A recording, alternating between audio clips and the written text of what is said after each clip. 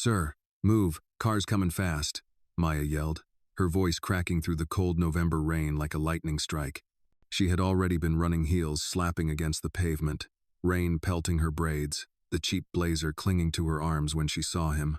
A white-haired man in a tan trench coat stepped off the curb, then suddenly swayed, one hand flying to his temple. His knees buckled. He pitched forward straight into the street. For a split second, the world slowed. The screech of tires, a horn blaring, headlights slicing through the rain. Her hand grabbed the old man's shoulder and yanked him back with all her strength. They stumbled together onto the sidewalk, collapsing hard against the rough brick wall of the corner bakery. Her back thudded against the wall, the wind knocked from her lungs. The man landed partially on her legs, and for a moment they just lay there, tangled in the downpour, hearts pounding. The driver slammed the brakes, water spraying up in a violent arc. The car fishtailed to a stop a yard away. The window rolled down instantly. "You stupid morons," the driver shouted. "You trying to die today?" Maya held the trembling older man upright, her breath ragged. "You pulled into the crosswalk," she shouted back. "Watch where you drivin'." But the man behind the wheel wasn't done. He hurled something out the window, a half-full coffee cup. It hit Maya square in the shoulder, burning hot liquid splashing across her neck. She yelped and instinctively curled over the older man, shielding him. "You people don't know how to act," the driver barked before speeding off, tires hissing on wet asphalt. Maya hissed through clenched teeth, her shoulder throbbing. The cardboard cup rolled to the gutter, the lid spinning before it settled. The old man steadied himself against her, breath quivering. "Are you hurt?" he asked, voice shaking. She straightened slowly, ignoring the pain shooting down her arm. "I'm fine," she said, though her jaw was tight. "Are you okay?" He blinked at her through rain-splattered glasses. His skin looked pale beneath the gray clouds, his expression dazed. I believe I lost my balance. A dizzy spell." His hand went to his temple again. "I'm terribly sorry." "You don't have anything to be sorry for," she said firmly, scanning his face. "You almost got hit, sir." "One." He looked down at her with a slow, bewildered focus, as if seeing her clearly for the first time. The rain ran down his cheeks, making him look older, more fragile. "You saved me," he murmured. Maya let out a shaky breath. She felt her heart still hammering, as if it were trying to burst out of her chest. Her blazer, one of only 2 professional outfits she owned, was now soaked through. A sharp tear had opened at the elbow where she'd scraped the wall. Her portfolio had flown open, scattering her resume, cover letter, and essay across the sidewalk. "Lord have mercy," she muttered, scrambling to her knees. Her pantyhose were ripped, the right knee already swelling. Her fingers trembled as she snatched up her wet papers, most now smeared with ink. Her essay, carefully typed and printed the night before, was soggy and bent. "I'm terribly sorry," the man said, steadying himself against the wall. "You saved my life." She forced a small laugh, her breath catching. "You're welcome, I guess. Try not to get yourself killed next time." He watched her quietly, something thoughtful flickering in his eyes. "What's your name, young lady?" "Maya Williams," she said as she shoved the ruined papers back into her folder. "And where are you rushing to in this storm?" She stood up, wiping rain from her face with the back of her hand. "An interview," she said simply. "One that starts in," she checked her cracked phone, 6 minutes. His eyebrows lifted in alarm. "You're late because you saved me." "I'll be all right," she said, forcing a breath. "But you should probably get somewhere warm, and maybe sit down before you fall again." He opened his mouth, then closed it, overwhelmed. "Thank you, Miss Williams." She gave a tight smile. "Take care of yourself, sir." Then she turned and ran, pain radiating through her shoulder with every stride. The storm didn't let up. The rain came sideways, cutting through streets like knives. Maya ran. She passed flashing crosswalks, honking taxis, hurried commuters under black umbrellas. She ran until Eastgate University came into view, its marble steps and iron gates blurred by water in her eyes. She bolted through the entrance of Founders Hall, clothes dripping, breath shallow. She stumbled toward the front desk, where a woman in a gray blazer and sleek bun looked up from a computer. I'm Maya Williams," she said between breaths. "I'm here for the Whitmore interview, 9 o'clock. The woman glanced at the antique wall clock. It's 9-7, Miss Williams, she said coldly. There was an emergency. I helped someone. A man collapsed in the street. I pulled him out of traffic. Please. The Whitmore Foundation expects excellence, the woman said flatly, and punctuality. I was trying to save someone's life, Maya said, voice rising. I didn't do this because I overslept. I didn't. You're soaking wet. Your clothes are soiled, and you're interrupting the schedule. Please, Maya whispered. You don't understand. I've worked my whole life for this. The panel has already moved on. Maya's knees buckled. Her hands tightened around the ruined folder. A sob caught in her throat. She stepped forward. Then she dropped to her knees. Please, ma'am, she said, her voice cracking. I'm begging you. Just give me 5 minutes. I got nothing else. My mama's worked her whole life cleaning people's kitchens so I could be here. I pulled a man out of traffic. I burned my shoulder. I ruined everything I own, but I came anyway. Her voice echoed in the grand, polished lobby. I came anyway. The woman's lips curled in disdain. I said the panel has moved on, she snapped. Get up. I said get up, girl, the woman barked. Maya froze. The woman stepped around the desk and grabbed Maya's elbow. Her grip was firm, cold fingers digging into damp flesh. Don't make a scene in here, she hissed. We've had enough of your type, thinking pity is a resume. Maya's mouth fell open. Get her out of here, the woman said to the security guard who had silently approached. He reached gently for Maya's arm, but the humiliation was already too deep. Maya stood on trembling legs, numb. I'm sorry, she whispered. Just leave, the woman snapped. You're dripping on our floor. Maya stepped back into the rain. She walked without feeling the street beneath her feet, barely noticing how the cold burrowed into her bones. She found the bus stop, boarded without a word, and sat in the very back seat. Outside, the shining towers of Eastgate vanished behind her, replaced by the sagging rooftops and cracked bricks of South Briar. She clutched the damp street, Christopher metal in her palm, the edges digging into her skin. Her grandfather had worn it through war. She had worn it through the storm. Didn't protect me, she muttered bitterly. But across the city, in a silent penthouse overlooking the rain-soaked skyline, a billionaire sat staring at his own trembling hands, remembering the young black woman who had thrown herself into danger to save a stranger. If Maya's story touched your heart, hit like and drop a comment telling us where you're watching from. You might just find someone near you watching too. The bus jolted over a pothole, snapping Maya from the spiral of shame in her mind. She blinked, hands still clenched in her lap, the street Christopher metal digging into her palm. Around her, the hum of the heater and faint gospel music from an old man's headphones were the only sounds. No one looked at her, not really. Just another soaked girl from South Briar, clothes wrinkled, dreams soaked through. She pressed her forehead against the foggy glass. The skyline of Eastgate University faded behind her, its towers swallowed by gray. Ahead, South Briar waited familiar, flawed, and unforgiving. 20 minutes later, Maya stepped off the bus and into the neighborhood she had tried her whole life to leave. South Briar was a patchwork of broken sidewalks, shuttered shops, and the occasional stubborn flower pot on a window ledge. It was home, yes. But it was a home stitched together with tape and prayers. She walked the final block to the apartment she shared with her mother. The building leaned slightly, as if tired. Water dripped from rusty gutters, pooling at the base of concrete stairs. Maya climbed them slowly, each step pulling her shoulder, where the coffee burn had darkened into an angry red patch.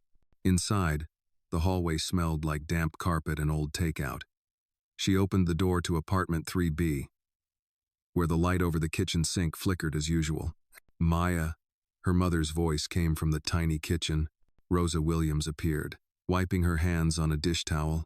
Her hair, streaked with gray, was pulled back in a tight bun.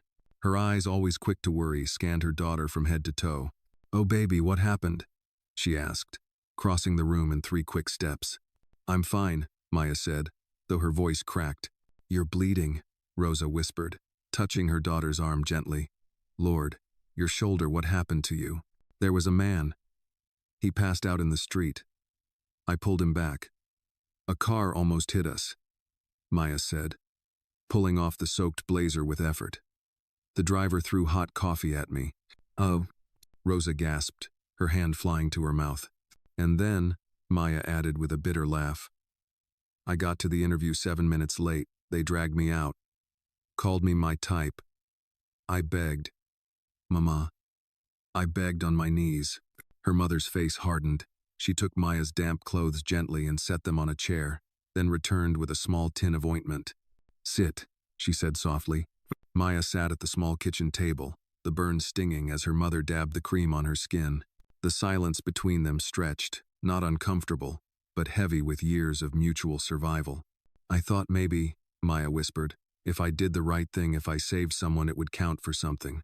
Her mother didn't answer right away. She wrapped Maya's arm in gauze and sat across from her.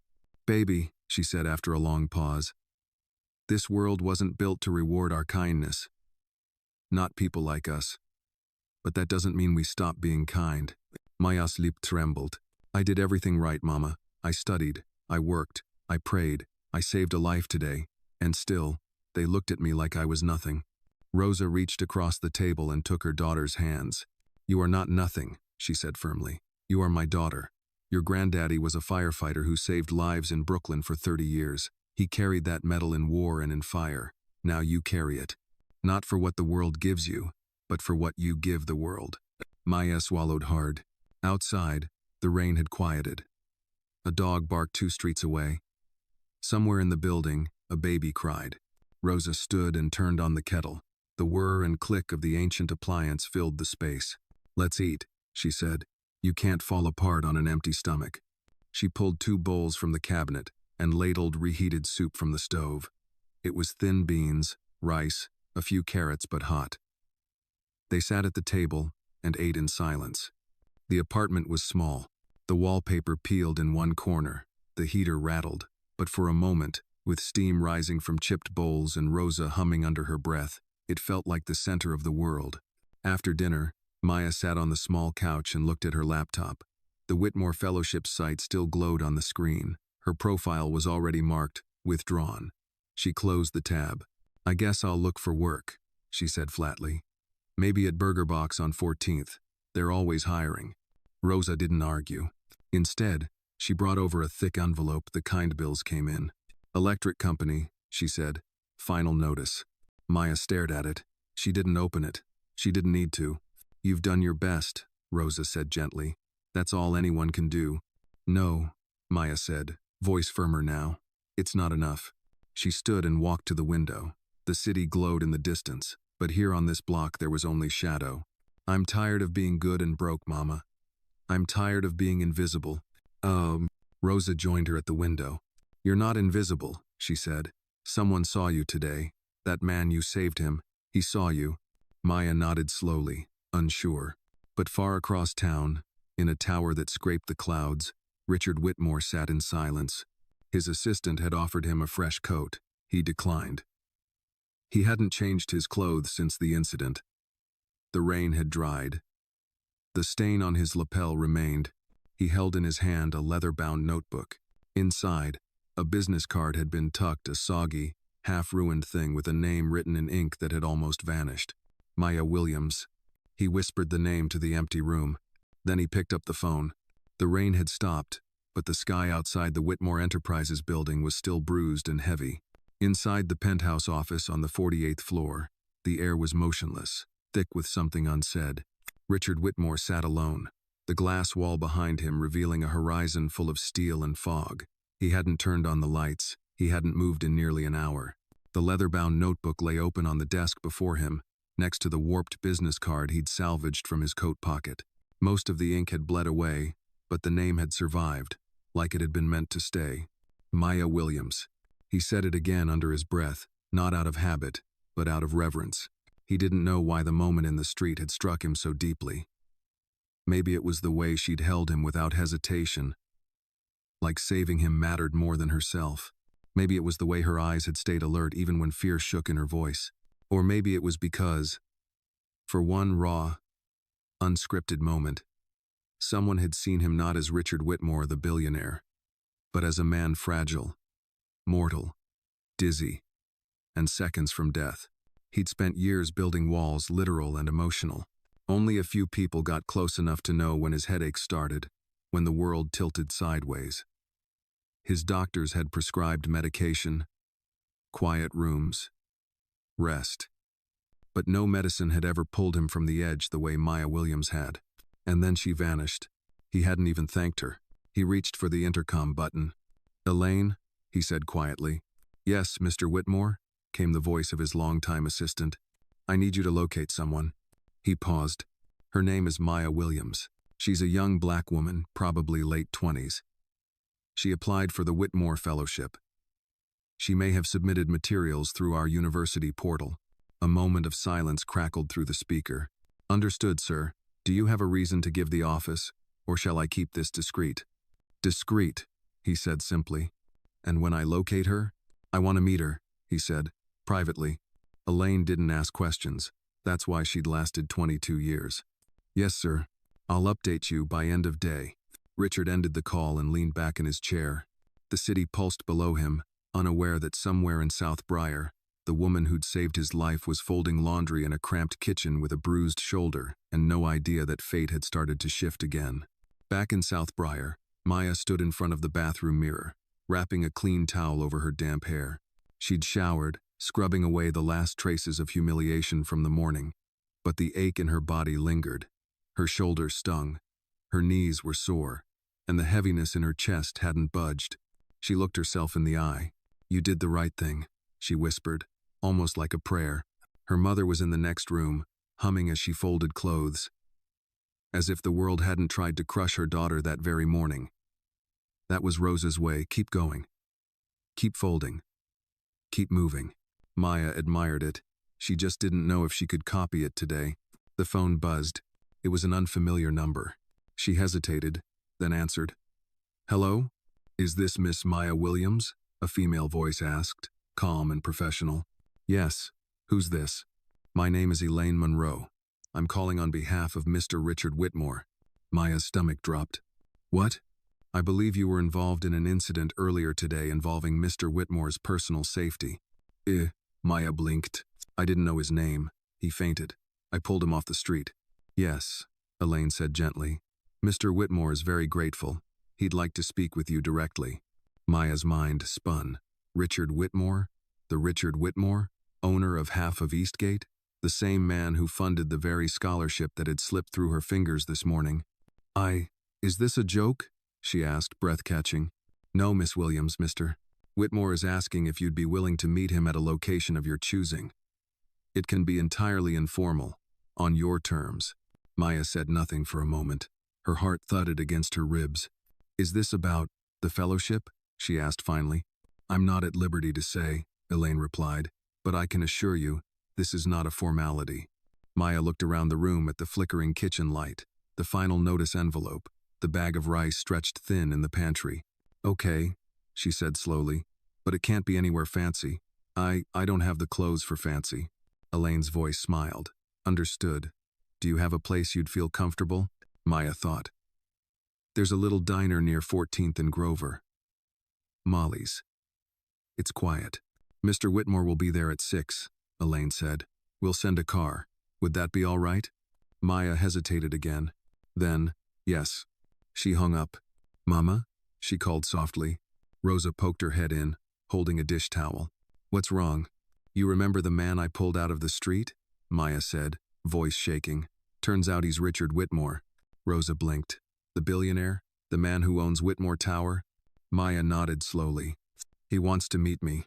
Rosa didn't speak right away. Then she smiled, a quiet, weary smile that belonged to women who had long since stopped being surprised by their daughter's greatness.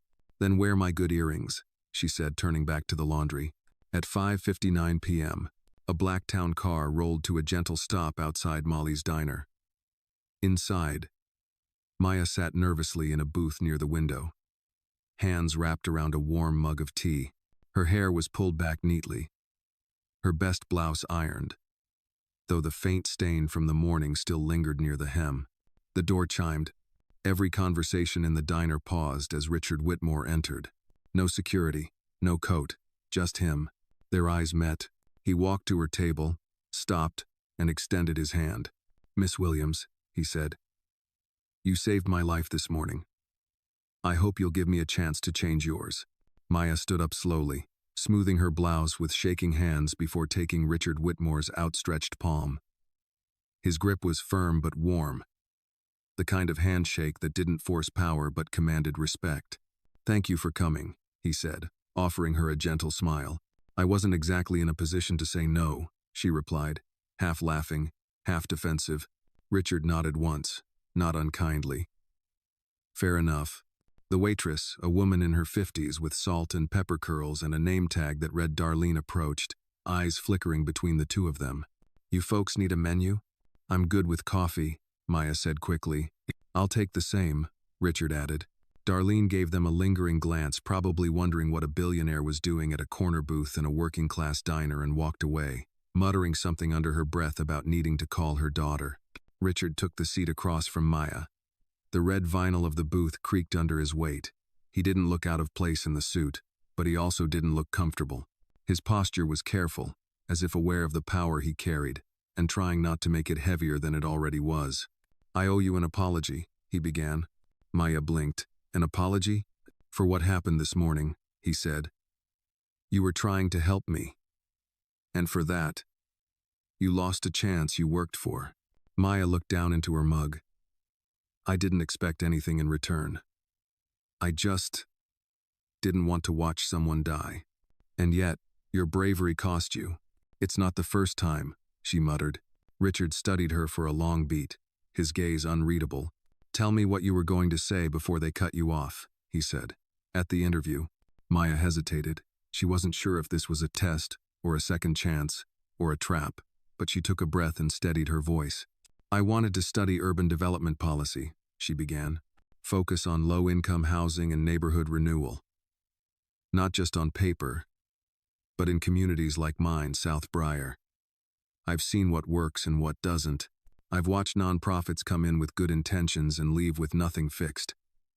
I wanted to be different. I wanted to build programs with the people, not for them." Richard didn't interrupt. His hands were folded on the table, attentive. "I wrote my essay about my mama," she continued. "How she cleaned houses in Eastgate for 25 years and raised me to believe I had a right to be in any room I worked hard enough to walk into." She stopped there. Her throat tightened, and she bit the inside of her cheek. "Then I saved you," she said softly, "and they dragged me out like I was dirt under their shoe." Richard nodded slowly. "Miss Williams," he said, "what happened today wasn't just unfortunate. It was unacceptable." Maya looked up. "People like you, intelligent, driven, compassionate, shouldn't be turned away because you don't fit their idea of excellence. And frankly, the fact that you still tried, even after what happened, tells me you have something they can't measure." He reached into his coat and pulled out a folder. "This is a formal offer," he said. "It's not the Whitmore Fellowship because, frankly, I don't want you boxed into their process. It's a new initiative, one I've had in mind for some time, but didn't have the right person to launch." Maya's brow furrowed. "What initiative?" "A civic impact grant. Seed funding for grassroots policy leaders to implement local change. Paid. Fully funded. Mentorship included. You'd be the first." Her mouth opened, but no words came out. "You'd work with my foundation directly," Richard continued. "Design a pilot for South Briar. I'll back it." Maya stared. Her hands had gone cold despite the steam rising from her tea. "Why me?" she whispered. "Because you saved me," he said simply. "Not just from a car, but from forgetting what matters. I built towers. You build communities." She leaned back in her chair, breath shaking. "I don't have a fancy degree," she said. "My clothes don't match. I work part-time at a bookstore and tutor GED students in my building." "I know," Richard said. "That's why I'm here." Darlene returned, setting down 2 mugs of coffee and refilling the sugar tray. "Y'all doing okay?" Maya looked up at her and smiled for the first time that day. "Yeah, I think we are." "Dud." When the waitress left, Maya picked up the folder and opened it slowly. The words felt unreal. Leadership Initiative for Community Impact. Her name was already typed at the top. There was a check inside. Her hand trembled. Richard sipped his coffee. "Think of it as a door. You decide whether to walk through it." She looked at him for a long time, unsure what to say. her voice caught between gratitude and disbelief. Finally, she whispered, "I want to." His smile deepened. "Then let's begin." They sat for another hour, discussing logistics, paperwork, and real ideas about how to rebuild trust in South Briar, how to train youth advocates, how to design programs with dignity. When Maya finally stepped outside, the air was cool, the sidewalk glistening from the earlier storm. She turned to see Richard Whitmore standing at the curb, waiting for his driver. "Why'd you come alone?" she asked. He looked at her. "Because sometimes," he said, "you have to show up without a wall around you, if you expect people to believe you care." The car pulled up. Richard opened the door, then paused. "Get some rest, Miss Williams. You've got a city to change." Then he was gone. The next morning, Maya stood at the kitchen counter in her mother's apartment, staring at the folder Richard Whitmore had handed her the night before. It was real, still there, not a dream or a hallucination brought on by exhaustion. Her name was printed neatly on the top of the first page, not scrawled in pen, not a sticky note or an asterisk typed, like she belonged there. Rosa was frying eggs on the stovetop, humming an old Sam Cooke song. She didn't look at the folder. She didn't need to. "You sleep at all?" her mother asked without turning. "Barely," Maya admitted. "You think he's for real?" Maya hesitated. "I think he meant what he said. He didn't have to find me. He could have sent a fruit basket or something and moved on, but he didn't." Rosa flipped the eggs and nodded. Then maybe that man saw something the rest of them chose not to. Maya smiled softly. "Yeah, maybe." After breakfast, she packed up her bag, laptop, notebook, a few articles she'd printed months ago about housing justice programs in Baltimore and Detroit. Suddenly, they weren't just bookmarks in a folder labeled "Someday." They were blueprints. At 10 a.m., sharp, a black sedan pulled up in front of their building. Not a limousine, nothing flashy. Just clean and professional. The driver stepped out and opened the door for her with a respectful nod. Maya waved at her mother before getting in, and Rosa stood on the porch in her house shoes, arms folded, watching the car roll down the block like a protective hawk. The ride to the Whitmore Foundation took less than 20 minutes, but it felt like a journey into a different world. The streets were cleaner, the trees were trimmed. Even the sidewalk looked like it had ambition.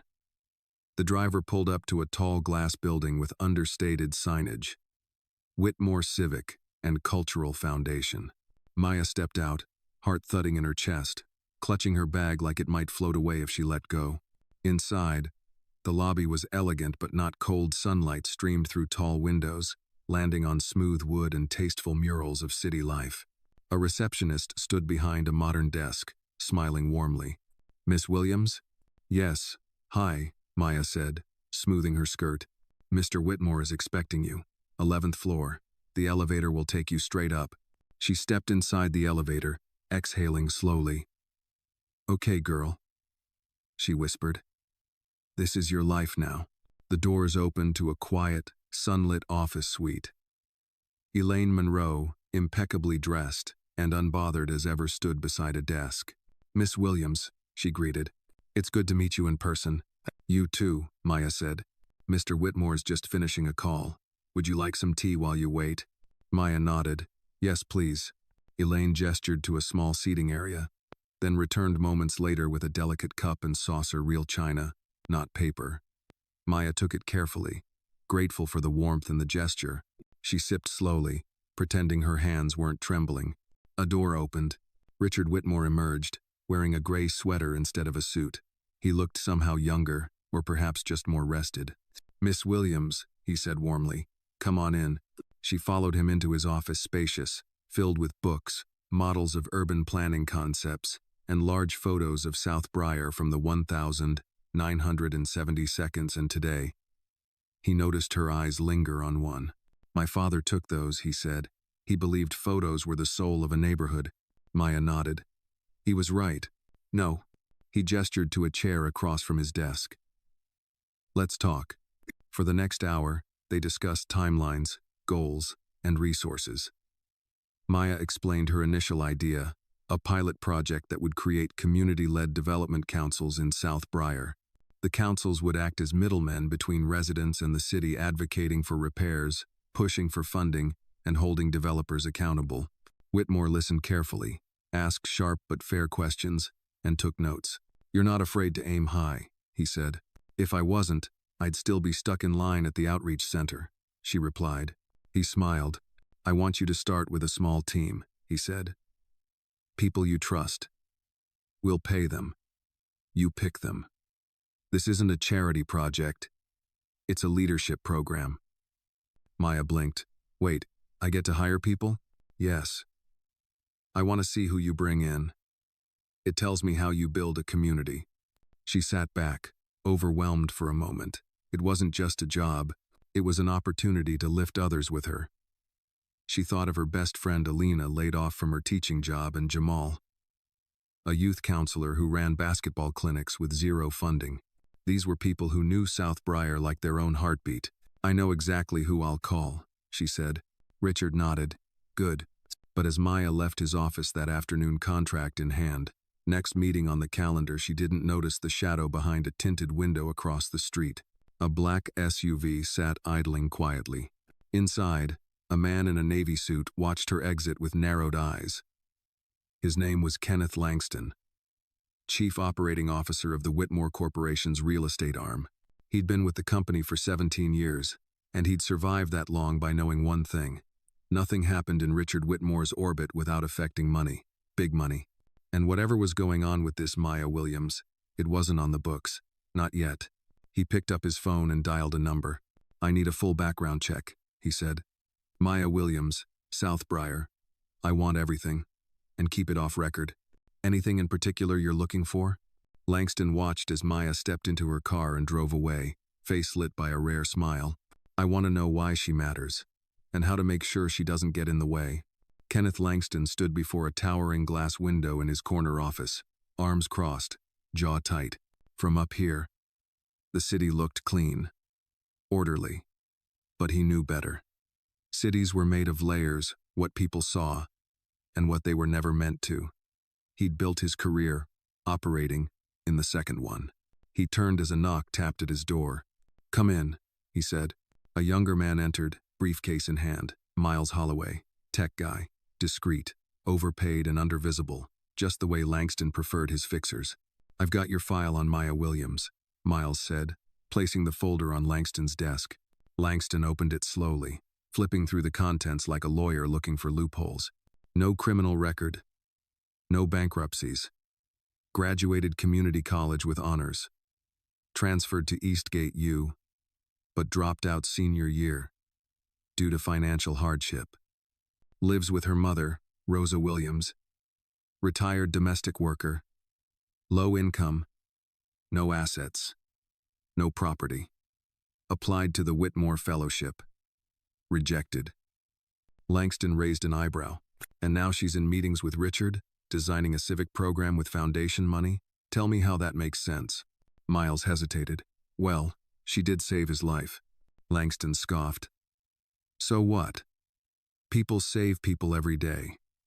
That doesn't mean you give them a $250,000 community fund and free rein to disrupt city development." He closed the file sharply. "Maya Williams," he said, as if tasting the name. "That girl's going to be a problem." Meanwhile, Maya sat at a round table in Cafe 71, her laptop open, papers spread out around her like the blueprints of a dream. Jamal sat across from her, bouncing his knee, and Alina scribbled on a notepad beside him. "Let me get this straight," Jamal said, squinting at the paper. "He's giving you how much?" "Enough to pilot the program," Maya said. "We start with 3 block councils in South Briar. If it works, we expand." And you want me to coordinate youth outreach?" he asked, blinking in disbelief. "You already do it," she said.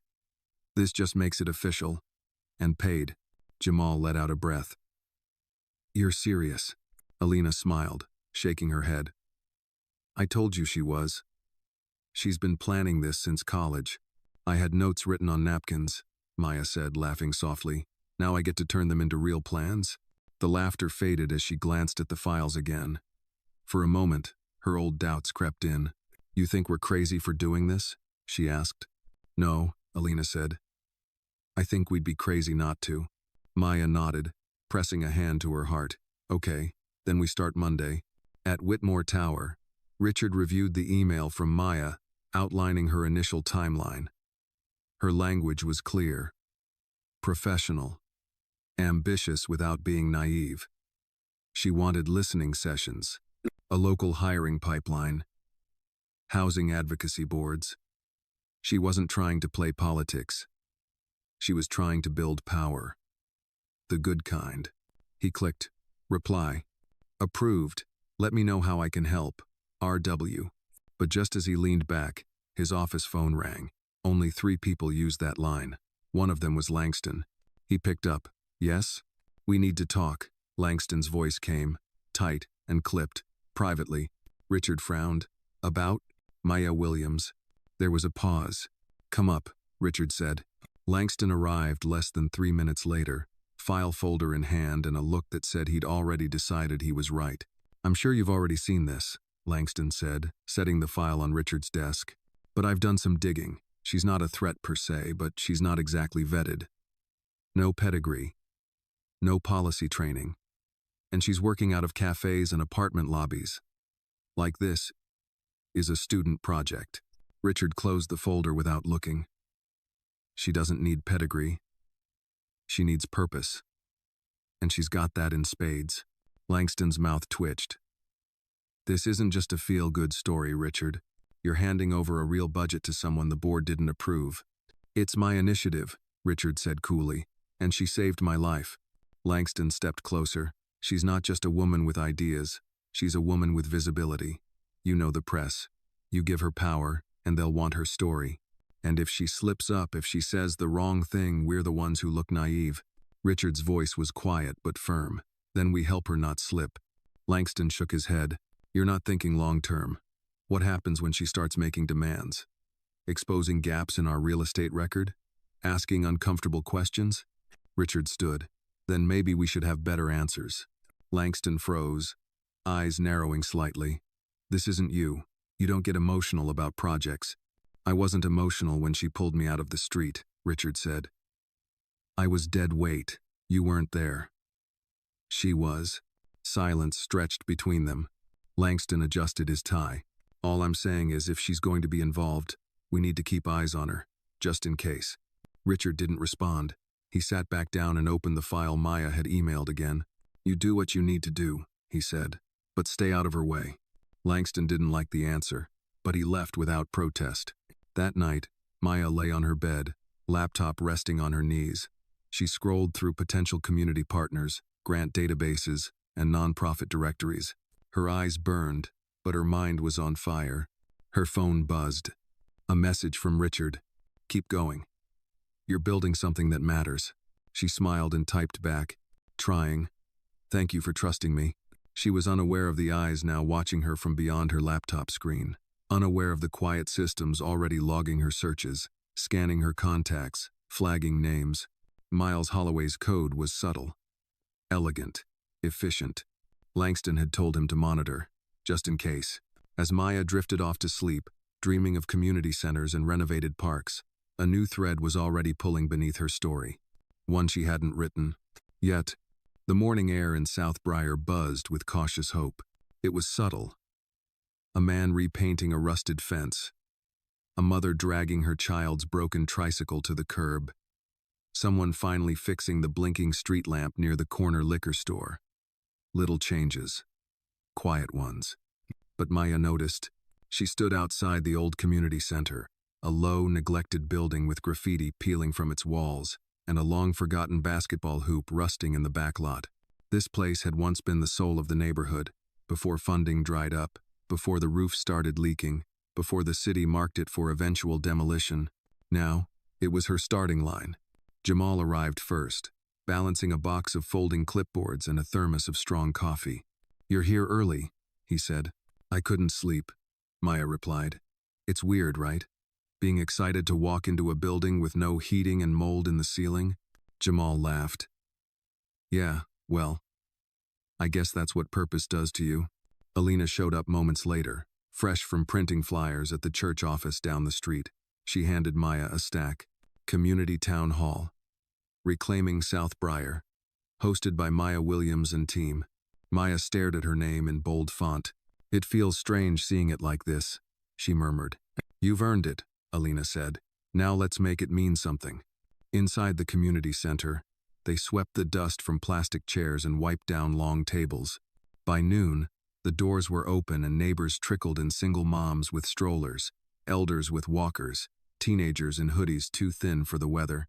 Some came out of curiosity, others came out of loyalty to Rosa, to Jamal, to the memory of a better South Briar. All came carrying the same invisible baggage. Years of being overlooked. Maya stood before them and cleared her throat. Good afternoon, everyone, she began. My name is Maya Williams. Some of you know me. Some of you don't. But I've lived on Archer Street my whole life. My mother cleaned houses for families who forgot her name the moment she walked out the door. I dropped out of college, not because I wanted to, but because the money ran out before the dream did. She paused. I'm not a politician. I'm not here with slogans. I'm here because I believe we're the best experts on our neighborhood. And I believe that, together, we can fix what the city won't. There was a beat of silence. Then someone clapped. Then a few more joined in. And soon, a ripple of applause moved through the room, not roaring, but real. The first meeting began. They discussed broken sidewalks and slumlords. They mapped which streetlights hadn't worked in a year. They took names of elders who needed help shoveling snow and kids who needed tutoring. It wasn't glamorous, but it was movement. 2 miles away, inside a marble-lined office in Whitmore Tower, Langston scrolled through photos snapped discreetly by an anonymous contact inside the community center. Images of Maya speaking, of clipboards, of sign-up sheets. She's organizing fast, Miles said, looking over his shoulder. Gaining traction, Langston leaned back. Which makes her more dangerous? To what? Miles asked. She's doing what she said she would, helping people. Langston narrowed his eyes. And if those people start asking why Whitmore Real Estate owns 5 buildings with code violations, or why rent's gone up 40% in 4 years, or why zoning boards keep approving condos no one in South Briar can afford. Miles hesitated. So you want me to? Keep watching, Langston interrupted. Don't interfere yet, but the moment she crosses the wrong line, we shut it all down. He turned to the window. And if Whitmore gets too close, we remind him what's at stake. That night, Maya stood in her bedroom, filing away the day's sign-up sheets in a folder. Her fingers were ink-stained, her voice hoarse, but her heart felt full. Her mother knocked softly and entered with a plate of cornbread. You looked like you needed something warm, Rosa said, setting it down. Maya smiled. Thanks, Mama. You made us proud today. I didn't do much yet, just talked. Baby, Rosa said, sitting beside her. In places like this, talking is a revolution. Maya nodded slowly, then her phone buzzed. A text from a number she didn't recognize. You speak for South Briar? Prove it. Come to 116 Baxter. Tonight. Alone. Maya stared at the screen. The text was unsigned. No other context. Just a challenge.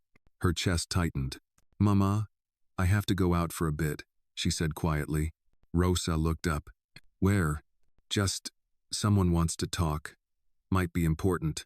Rosa studied her daughter's face, then nodded. Take your pepper spray. Baxter Street was darker than she remembered. Half the streetlights didn't work. The air smelled like smoke and damp brick.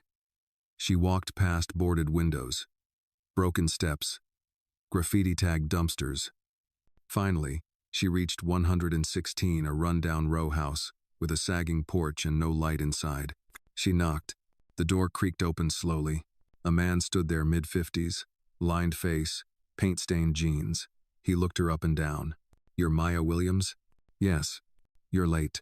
You didn't give a time, she said, defiant. He grunted. Fair. Inside, the living room was stacked with boxes of papers, old protest signs, and news clippings yellowed with age. I'm Curtis Reed, he said, offering a calloused hand. Used to run South Briar Action Coalition back in the 90 seconds, before they sold us out.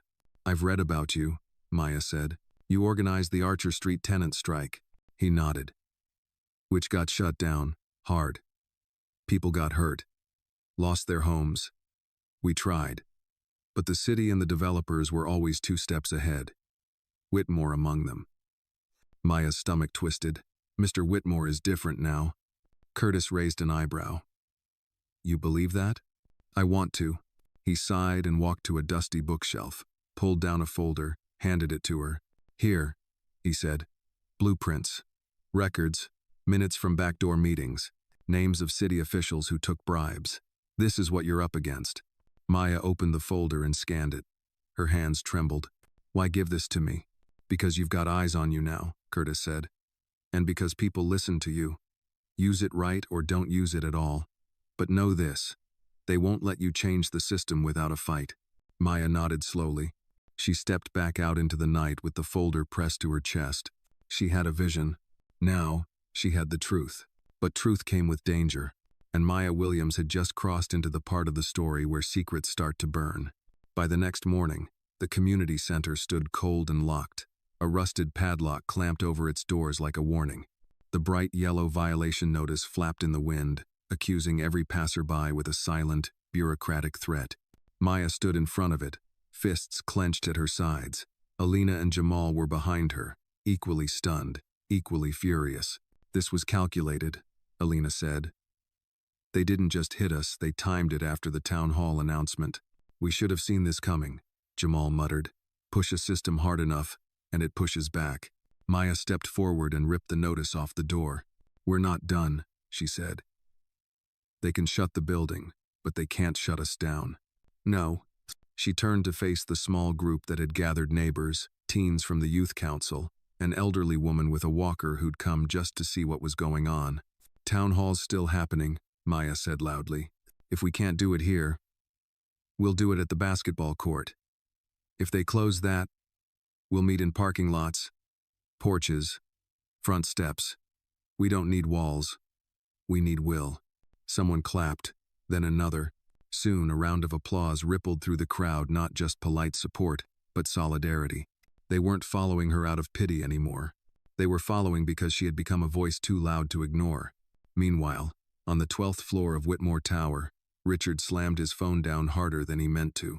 Elaine raised an eyebrow from across the room. I just got off the line with the city's zoning board, Richard said. They're pretending the shutdown order was a clerical error. Clerical errors don't come with city-issued locks and printed violation slips. Exactly. Elaine leaned forward. Do you want me to issue a formal statement? No, Richard said. That puts Maya in the spotlight. Makes this about me, not her. She's already in the spotlight, Elaine replied. They're trying to take her out before she can climb. He ran a hand through his hair. Get me, Langston. Elaine paused. Do you want me to warn him? No, Richard said. I want to confront him. Langston wasn't surprised when he was summoned to Richard's office. He arrived with calm precision, suit crisp, shoes shined, eyes unreadable. You wanted to see me? He asked. Sit, Richard said, not offering coffee or courtesy. Langston took the seat across from him. I know you had a hand in the shutdown, Richard said. Don't insult me by pretending otherwise. Langston didn't blink. Technically, it came from zoning enforcement. Don't play games. Langston exhaled, a slow, controlled breath. Richard, you're letting sentiment cloud your judgment. Maya Williams is a passionate young woman, but she's igniting unrest in a delicate part of town. The board is uneasy. Investors are watching. You're putting everything at risk. I am the board, Richard growled. And if my investors are nervous about justice, they're investing in the wrong man. Langston leaned forward. This isn't about justice. It's about control. You give the wrong person too much visibility, and suddenly they think they run the show. She's gathering leverage. She's gathering hope. Langston's lips curled faintly. Hope doesn't pay city permits. Richard stood. You're dismissed. Langston stood too, his eyes sharp. You always had a blind spot for underdogs, he said. Just don't let one drag you down with her. He left without waiting for a response. That afternoon, Maya and her team worked non-stop to rearrange the town hall. Calls were made, emails blasted. Local churches, businesses, and even a public library offered space, but Maya chose the basketball court at Washington Park. It was raw, it was visible, and most importantly, it was theirs. By 6 p.m., Chairs were arranged, speakers wired through borrowed amps, and a string of lights had been hung between two fences. The community turned out in full, block captains, teenagers, elders in lawn chairs, even families who had never attended a meeting before. Maya stood near the edge of the court, heart thudding in her chest. Alina handed her a mic, nodding encouragement. "Ready?" "No," Maya said, "but I'm going anyway." She stepped to the center of the court. "Good evening, South Briar," she began. The crowd quieted instantly. "You've probably heard we were shut down. They locked our building, claimed we violated zoning laws, that we were unsafe."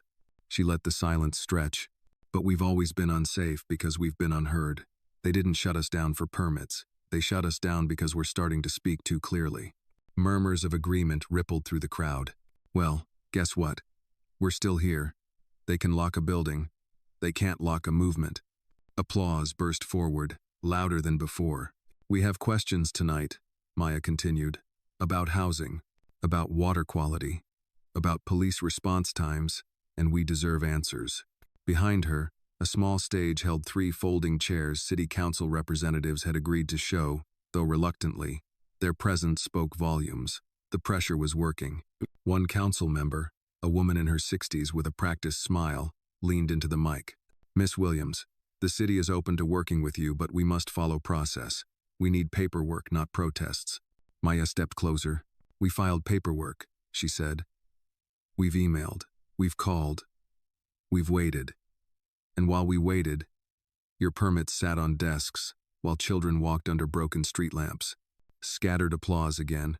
"We're not here to fight the city," Maya continued. "We're here to wake it up. You can work with us, or you can keep ignoring us. But we won't be quiet again." The crowd rose in unified claps. Someone in the back shouted, "Tell him, Maya." And just like that, her name became more than a name, it became a banner. From a black SUV parked near the edge of the park, Langston watched through tinted glass. "She's making too much noise," he muttered. Next to him, Miles looked nervous. "We could try to discredit her, find something in her past." Langston's jaw tightened. "No. That's too messy." He thought for a moment, then picked up his phone and dialed a contact. "I want a meeting," he said. "With Councilman Hargrove. Tell him it's about campaign support and a mutual problem named Maya Williams." As the crowd roared in the background and Maya raised her fist high into the air, Langston's eyes narrowed. He didn't need to destroy her. He just needed to redefine her. The morning after the town hall, Maya woke to find her inbox flooded. There were thank you messages from neighbors, inquiries from grassroots organizations, and even a few local journalists requesting interviews. South Briar had spoken and the city had heard. She sipped coffee in her small kitchen, watching the sunlight play across the tile, still wearing her t-shirt from the night before, the word unity printed in fading block letters. "Maya, you got the whole neighborhood buzzin'," Rosa said, walking in and handing her daughter the morning paper. "Look, Endes." The front page of the Baltimore Metro Ledger read, "From streets to strategy, Maya Williams emerges as civic force in South Briar." Below it, a photo of Maya on the basketball court, one hand raised, expression fierce. Richard Whitmore was mentioned 3 paragraphs down, almost as an afterthought. Maya's stomach flipped. "They're going to come for me," she murmured. Rosa sat down, calm and composed. "You were raised by a woman who cleaned for people who wouldn't look her in the eye. You think a little heat's gonna scare me?" Maya smiled weakly. "They're not coming for you, Mama. They're coming for me." Elsewhere in the city, in a paneled office deep inside the campaign headquarters of Councilman Edward Hargrove, Langston sat with his legs crossed, exuding quiet power. "She's got the media," Hargrove muttered, tossing the paper on his desk. "She's got the people. Hell, she's got Whitmore. That's a problem." Langston leaned forward, measured. "She has momentum, yes. But we can shift the narrative." "How?" Langston pulled a document from his briefcase, a snapshot of the Whitmore Foundation's grant allocation to Maya's initiative, highlighting the speed of its approval and lack of board vetting. "You don't have to fight her," Langston said. "Just raise questions. About favoritism. About fast-tracked funds. Stir the pot." Hargrove looked skeptical. "You want me to accuse Whitmore of misusing money?" Langston smirked. Not accuse. Just inquire. Publicly. Hargrove leaned back, rubbing his chin. I could have my aide draft a request for a city audit. Quiet at first. Let it leak later. And when it does, Langston said, people will wonder if Maya's a hero or a pawn. Back in South Briar, Maya stood in front of the newly rented storefront, what used to be a corner grocer, now stripped bare and echoing with potential. Alina unlocked the front door. It smells like mildew and busted dreams. Jamal laughed. Perfect. Feels like home. Let's clean it up, Maya said. We start programming here next week. They didn't have much, just tables, chairs, a second-hand printer, and their resolve. But it was enough. As Maya scrubbed a graffiti-tagged wall, her phone buzzed. A message from Elaine Monroe. Need to meet. Urgent. Come to tower. Alone. Maya frowned, wiped her hands, turned to the others. Keep cleaning. I'll be back. At Whitmore Tower, the mood was colder than usual. The receptionist barely made eye contact. The security guard didn't smile. Maya stepped into the elevator with a strange weight in her chest. Elaine was waiting on the 11th floor. You're not in trouble, she said quickly, but there's something you need to see. She led Maya into a private conference room and set down a file. This was leaked to the media this morning, Elaine explained. It's an internal memo. Not from us. From Hargrove's office. Maya opened it. Her face went pale. It outlined a request for a formal audit of the Whitmore Foundation's South Briar Civic Program, citing concerns of undue influence, favoritism, and conflict of interest. They're questioning the grant, Maya said slowly, and my role. Elaine nodded. They want to cast doubt before you build more trust. Maya's throat tightened. And Richard? Handling it, Elaine said, but I wanted you to know before it spreads. Maya looked up. This won't stop me. No, it's not meant to stop you, Elaine said. It's meant to make you hesitate. By afternoon, the leak had made it to online news. Fast-tracked funds. Did Whitmore favor activist with foundation grant? Comments exploded beneath the article. Some supportive, some skeptical. She's doing more than the council ever did. Typical. Another activist getting rich off donations. Where's the transparency? Doesn't matter if she got help, she's doing the work. No. Maya scrolled, her jaw clenched, her fingers trembling. But she didn't respond. Instead, she called a meeting. That night, her team gathered in the half-renovated storefront. Chairs still smelled like bleach. The air was tight. They're attacking the funding now, she said. Trying to make us look illegitimate. What do we do? Alina asked. We do what they don't expect, Maya replied. We show everything. Full transparency. Budgets, payroll, meetings. We document every dollar. Let them see there's nothing to hide. Jamal nodded. We go high. We go honest, Maya corrected. And if they dig deeper? Alina asked. Maya hesitated. Her mind flashed to the folder from Curtis Reed. The real skeletons. The real history. If they dig, she said slowly, we let them. Then we show them what they've buried. Later that night, Maya sat on her porch, the city buzzing in the distance. She opened the folder again. Names, documents, payments, memos, all leading back to city power brokers, including Councilman Hargrove. One name jumped out this time. Kenneth Langston. Her heart skipped. He wasn't just Richard's COO. He'd been around since the early days before the foundation. He wasn't just an opponent now. He had always been in the background, shaping decisions, silencing voices. Maya closed the folder and looked out into the dark. They wanted her to play defense, but Maya Williams had just realized she was sitting on the truth, and truth was about to become her greatest weapon. The next morning, the storefront office buzzed with quiet tension. Jamal and Alina were assembling folders of financial records, rent receipts, donation logs, printed copies of community meeting agendas. Maya paced near the front window, her phone glued to her hand, waiting for the other shoe to drop. She didn't have to wait long. At 9:14 a.m., a news alert lit up her screen. Audit confirmed. Council launches review into Whitmore's South Briar program. The article featured a photo of Councilman Hargrove, lips tight, eyes smug, standing behind a podium. The quote read, "In the interest of transparency and fiscal responsibility, we must ensure all community initiatives are above reproach." Jamal read over her shoulder. He really said above reproach? He knows exactly what he's doing, Maya muttered. He's not coming after Richard. He's coming after me. Alina looked up from the paperwork. Do we hold a press conference? Make a public statement? Maya shook her head. No, not yet. She walked to the back office and pulled out the worn manila folder Curtis had given her. Inside, photocopied city contracts, back-channel communications, internal memos, the kind of evidence no one could ignore unless they were paid to. She placed the folder on the desk and stared at it. You sure you want to go there? Jamal asked from the doorway.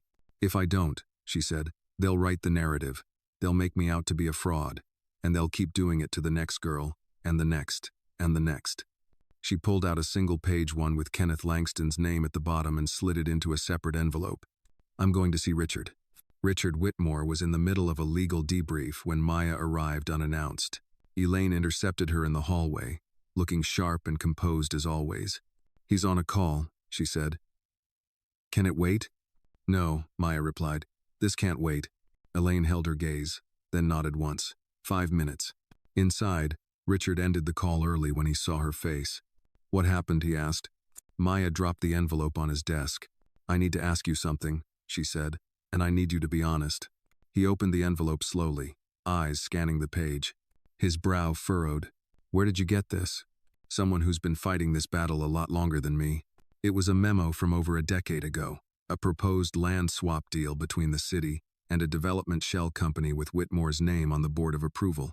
But what mattered most was the name beneath it. Kenneth Langston. The coordinator. You were part of this? Maya asked. No, Richard said immediately. Langston handled zoning strategy before I had full control of the foundation. I didn't sign off on this, but your name's there. It was there a lot back then. Doesn't mean I was in the room. Maya studied him. His face wasn't defensive, it was tired. I believe you, she said, but if this gets out, you'll be tied to it anyway. I know. You need to decide whose side you're really on, because Langston's already made his choice. Richard leaned back in his chair. You're right, he said quietly. It's time I stopped covering for ghosts. Nye. That afternoon, Richard held a press conference of his own, unannounced, informal, and intentional. He stood on the steps of the Southbriar Library with Maya by his side and delivered a 5-minute statement that left the city speechless. I have supported Maya Williams not out of favoritism, but because